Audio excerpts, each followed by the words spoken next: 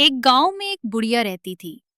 उसका एक काम चोर गया था। शेखे बिगाड़ने में बहुत माहिर था। उसको शेख चली के नाम से पुकारा जाता था। बुढ़िया मेहनत मजदूरी करके अपना और अपने बेटे का पेट भरती थी। एक दिन बुढ़िया बीमार हो गई। घर में खाने को कुछ न था। रात को माँ बेटा दोनों ने फाका किया। अगले दिन माँ ने कहा, अब तुम कुछ काम करो, जंगल से लकड़ियां ही लाकर बेच दिया करो ताकि गुजर औकात हो सके।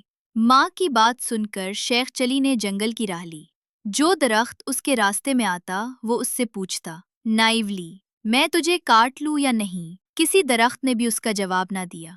शाम होने को थी। शेख चली घर वापस आने का इरादा कर ही रहा था कि एक दरख्त नजर आया। उसने पास जाकर पूछा, मैं तुझे काट लूं? दरख्त बोला, हाँ, काट ले, मगर एक नसीहत करता हूँ। मेरी लकड़ी से पलंग बनाना और बादशाह के दरबार में ले जाना। अगर बादशाह उसकी कीमत पूछे तो कहना कि पहले एक दो रातें उस पर सोए, फिर अगर मुनासिब समझे तो खरीदे। शेख चली ने दरख्त की हिदायत के मुताबिक उससे लकड़ियां काटकर पलंग तैयार किया और बादशाह के दरबार में पहुंचा। बादशाह ने कीमत पूछी तो शेख चली ने कहा, पहले आप उसको एक दो रात इस्तेमाल करें।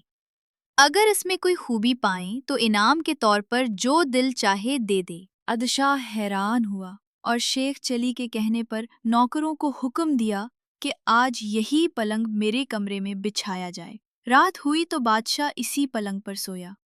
आधी रात को पलंग का एक पाया बोला, आज बादशाह की जान खतरे में है। दूसरे ने कहा, वो कैसे? तीसरा बोला, बादशाह के जूते में काला सांप था। चौथे ने कहा, बादशाह को चाहिए कि सुबह जूते को अच्छी तरह झाड़ कर पहने। सुबह बादशाह ने इसी तरह किया। जूते झाड़े, गर्द उठी, उसमें से एक सांप निकल कर भागा। दूसरी रात जब बादशाह सोया तो फिर पायों ने बातें शुरू की। एक बोला कि तुम पलंग को संभाले रखो, मैं कुछ खबरें जमा कर लूं। तीनों पायों ने पलंग को थामे रखा। जब चौथा वापस आया तो उसने खबर सुनाई कि बादशाह का वजीर साजिश करके बादशाह को खत्म करने के बारे में सोच रहा है। फिर दूसरा पाया गया और खबर लाया कि बादशाह की एक कनीज वजीर से मिलकर बादशाह को जहर देना चाहती है। तीसरे पाए ने तजवीज़ पेश की कि बादशाह को चाहिए कि वजीर को कैद में डाल दिए। चौथा पाया गया और ये खबर लाया कि बादशाह को जो दूध सुबह पीने को दिया जाएगा उसमें जहर होगा। बादशाह ये सब कुछ सुन रहा था। सुबह उठकर जब उसे दूध दिया गया तो उसने ना पिया बल्कि एक बिल्ली को पिला दिया। बिल्ली उसे पीते ही मर गई।